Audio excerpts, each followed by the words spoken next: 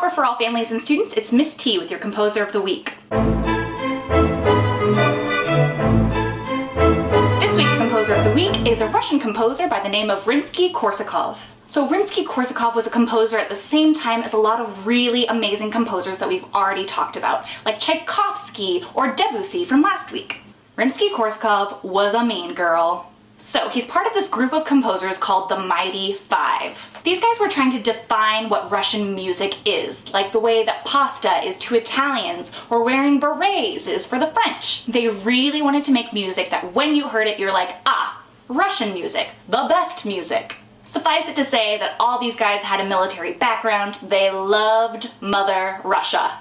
Unfortunately, this meant that the Mighty Five were bullies. They called Chopin a nervous society lady. Wagner was a nobody to these guys. Even Bach wasn't a worthy composer in their eyes. Ironically, when they're composing this Russian sound, they ended up stealing a lot of Eastern melodies and scales. And if you're not sure what that is, you can go ahead and check out my video on Kamala Shankar where we cover what that scale sounds like. So they considered traditional Russian music to be the masculine, and then Eastern music to be the feminine, so that when they got brought together they made this beautiful marriage of sound. I think that they just wanted to steal Eastern melodies and scales and make it sound like they were music matchmakers, but whatever.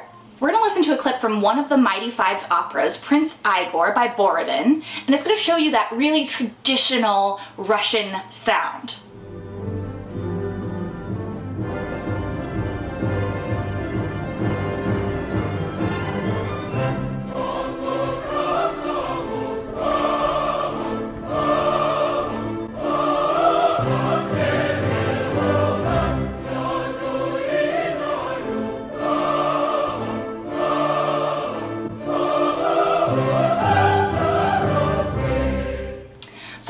Down. What is that super traditional Russian sound that we're hearing? They're using something called a pentatonic scale. So I'm going to show you on a keyboard exactly what a pentatonic scale is.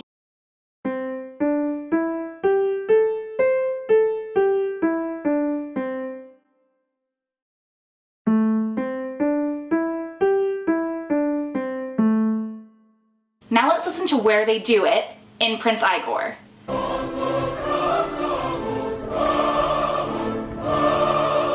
And then let's hear it again on our scale.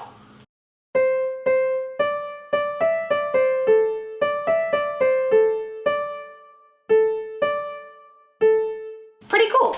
So, after Rimsky-Korsakov has had some success with the Mighty Five, he's made all this Russian nationalist music in his operas, he's now deciding that he's going to go work at the St. Petersburg Conservatory, become a professor there, not a bad gig, and teach students how to write music. However, the Mighty Five saw him as being a traitor to his country because he was teaching them stuff other than those very traditional Russian sounds. So Tchaikovsky is in the picture at the same time. Like, you know Tchaikovsky, like Swan Lake, Sleeping Beauty, you remember him.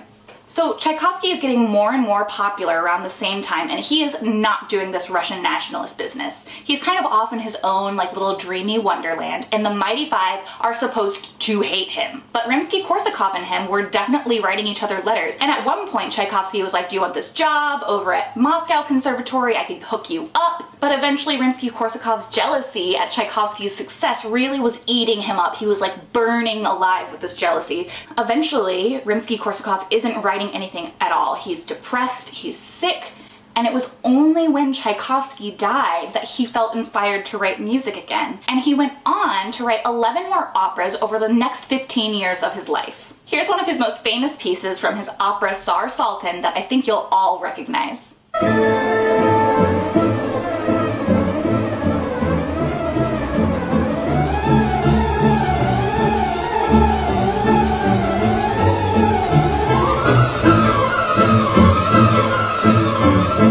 By the time he died, Rimsky-Korsakov knew that his time had passed and he was no longer on the cutting edge of music.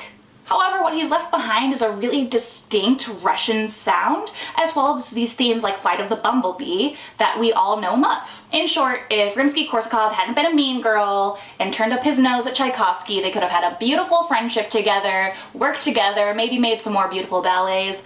But alas, professional jealousies, composers, it's kind of their thing. Alright guys, I'll see you next week. Bye-bye!